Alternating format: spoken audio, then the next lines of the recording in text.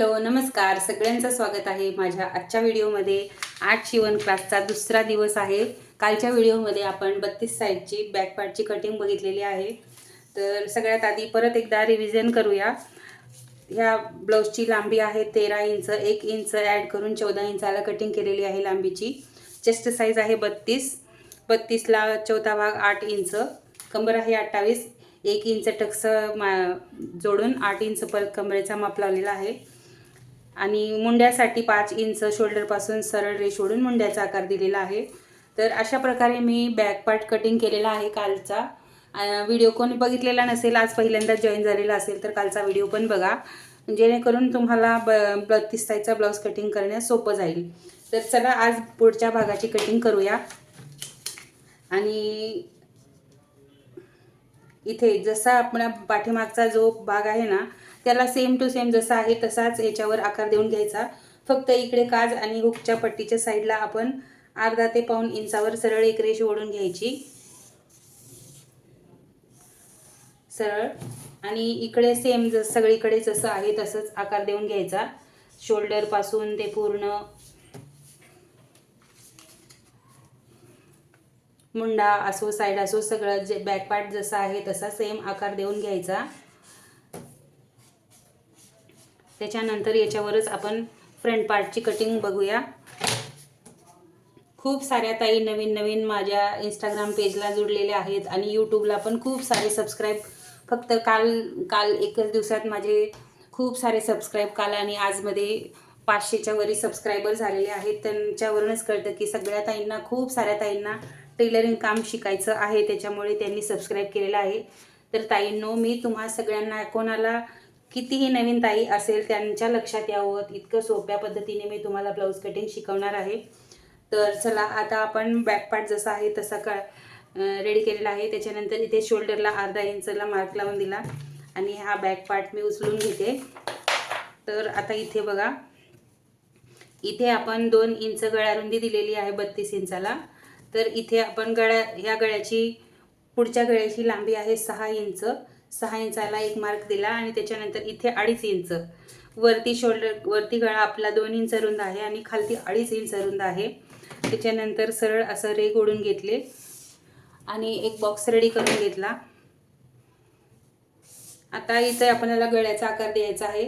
तर गळ्याचा आकार नवीन ज्यांना देता येतो ते सरळ असं गळ्याचा आकार देऊन घ्या, पण ज्यांना गळ्याचे आकार काढता येत नाहीत, नवीन आहेत, त्या ताईंसाठी सांगेन, या कोण्यामधून अर्धा इंचाला एक मार्क करून घ्यायचा सरळ आणि असा गोल गळ्याचा आकार देऊन घ्यायचा छान असा। याच्यामध्ये आपण दुसऱ्या डिझाईनचे पण गळे बनवू शकतो।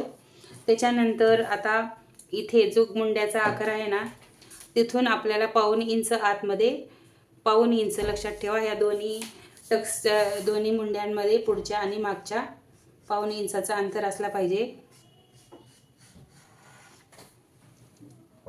या दोन्ही मुंड्यांच्या आतमध्ये आपल्याला पाऊण इंचाचा गॅप असला पाहिजे।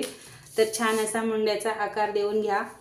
त्याच्यानंतर आता इथे 13 इंच ब्लाऊजची लांबी असेल तर आपल्याला शोल्डर पासून क्रॉस बेल्टचा आकार देण्यासाठी, आपल्याला क्रॉस बेल्टसाठी आपल्याला इथे 10.5 किंवा 11 इंचाला मार्क लावायचा आहे। तर पूर्ण शोल्डरचे वरची जी लाईन आहे तिथून आपण 11 इंचाला मार्क लावायचा। 11 इंचाला सरळ असा एक लाईन ओढून घ्यायची। त्याच्यानंतर जे आपला पुढचा मेन टक्स असतो तिथून शोल्डर पासून बॉडी मेजरमेंटवर बघायचं आपण। अगर नाही तुम्हाला बॉडी मेजरमेंट नसेल ब्लाऊजच्या वरून पण बघा, पण हे पण मेथड एकदम करेक्ट आहे। 9.5ला वरतून पूर्ण 9.5ला आपण 13 इंचसाठी एक डॉट द्यायचा। त्याच्यानंतर इथून जे काज आणि हुकची लाईन असते तिथून 4 इंचाला एक मार्क करायचा आणि त्याच्यानंतर सरळ अशी एक रेघ ओढून घ्यायची सरळ। आता इथून आपल्याला खाली फक्त पाऊण इंच, 1 इंच पण जाऊ शकतो, जर आपण कस्टमरच्या अकॉर्डिंग असतं ते, त्यांच्या चेस्ट साईजच्या हिशोबाने 1 किंवा पाऊण इंचावर जायचं।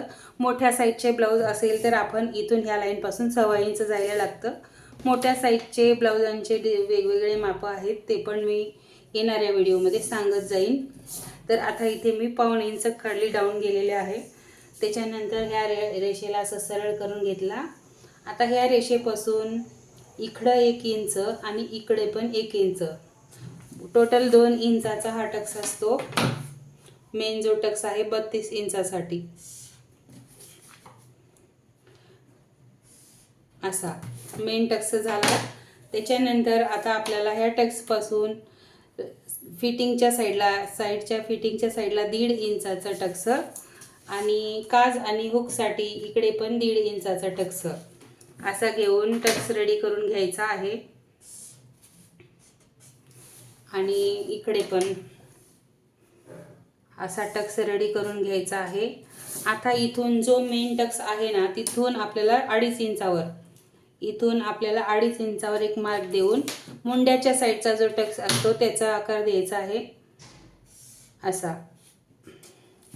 हे झाले आपले 4ही टक्स. त्याच्यानंतर आता आपल्याला हे जे टक्स घेतात ना हे सगळे जे आहे 1.5 इंचाच्या अंतराने द्यायचे असतात. हे 3ही टक्स आपल्याला 1.5 इंचाने घ्यायचे असतात. त्याच्यानंतर आता आपल्याला इथे ह्या साईडच्या मापाला इकडून मुंड्याच्या साईडला आपल्याला 1.5 इंच म्हणजे 1 इंचाला 2 लाईन कमी इतकं मुंड्याच्या साईडला इथून आपल्याला एक्स्ट्रा घ्यायचं आहे. आणि इथे जो मेन टक्स आहे तो 2 इंचाचा येतो आपल्याला. त्याच्यासाठी हा टक्स जोडल्यावर हा भाग छोटा होईल ना त्याच्यासाठी परत आपल्याला इकडे घ्यायचं आहे. तर लक्षात घ्या, तुमच्या लक्षात असेल की मागच्या साईडला आपण ऑलरेडी 1 इंच घेतलेला आहे टक्ससाठी, मग ते 1 इंच ह्याच्यामध्ये ॲड झालेलं आहे. म्हणून आता आपण इथं फक्त 1 इंच घ्यायचं. तर मुंड्याच्या साईडला 1.5 इंच आणि खालच्या साईडला 1 इंच एवढं आपल्याला फ्रंट साईडमध्ये वाढवायचं आहे. आणि ह्या लाईनला मिळून घ्यायचं. आणि आता बघा बॅक आणि फ्रंटच्या मध्ये फक्त एवढंच आहे. जसा बॅक होता तसाच आहे. याच्यामध्ये आता आपल्याला काच पट्टीकडे 1.5 इंच, मुंड्याकडे 1.5 इंच आणि खालच्या साईडला 1.5 इंच एवढं मी वाढवून घेतलेलं आहे. तर असं हे फ्रंट साईडचं आपलं पूर्ण रेडी झालं. फ्रंट पार्ट आपला आता पूर्ण रेडी झालेला आहे. लक्षात घ्या, हे जे 3 टक्स आहेत ते 1.5 इंचाला लागतील. आणि इकडे मुंड्याच्या साईडला 1.5 इंच शिलाई मार्जिन दिलेली आहे आणि इकडे 1 इंच आणि काचपट्टी हुकपट्टीच्या साईडला 1.5 इंच. त्याच्यानंतर ही जी खालची लाईन आलेली आहे ना इथून आपल्याला सरळ असा एक आकार द्यायचा आहे. 11 इंचाची जी लाईन आलेली आहे ना तिथून मी 1 इंच वरतीच घेऊन असा आकार दिला क्रॉस बेल्टच्या पट्टीसाठी. त्याच्यानंतर परत खालच्या ह्याला 1 इंचातून खालून पण असा एक क्रॉस बेल्टचा निशाण दिला. आता आपल्याला हे जसं आहे तसं कट करून घ्यायचं आहे.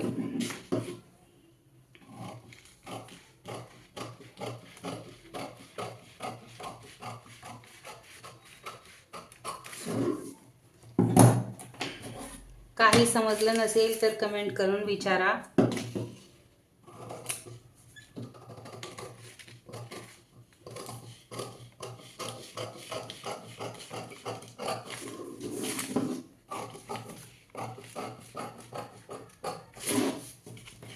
नेटवर्क इश्यू होतोय म्हणून थोडासा व्हिडिओ मागे पुढे होऊ शकतो, पण कंटिन्यू डेली व्हिडिओ येणारच आहेत. थोडा अर्धा 1 तास इकडे तिकडे होऊ शकतो कारण आमच्या इकडे थोडासा नेटवर्क प्रॉब्लेम आहे. आमच्या घरी चाललेला आहे, त्याचं सोल्युशन होणार आहे लवकरच. त्याच्यामुळे थोडासा लेट जरी झाला तरी व्हिडिओ तर नक्की डेली येणार. काही कळाले नसेल तर विचारू शकता.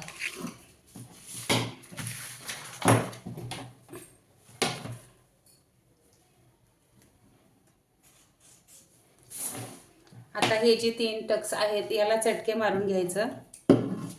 कट मारून घेतल्याने आपल्याला चटके मारल्याने लक्षात राहतं की आपली शिलाई इथून जाणार आहे म्हणून. आणि आपल्याला इथून 1 इंचाचा हे चटके मारणं गरजेचं आहे. कारण आपण कपड्यावर जेव्हा कटिंग करतो ना तेव्हा चॉक जे आहे कधी कटिंग करून ठेवलं की ते पुसून पण जातं. त्याच्यासाठी सगळ्या जागी चटके मारून घ्यायचे. छोटे छोटे कट मारल्याने लक्षात राहतं.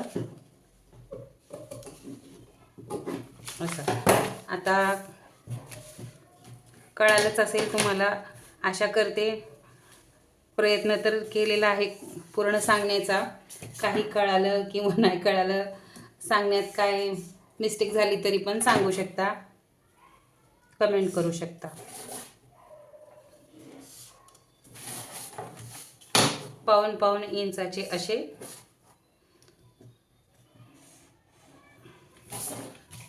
हे टक्स मारायचे आहेत. आता पूर्ण आपला फ्रंट पार्ट रेडी झालेला आहे 32 साईजचा.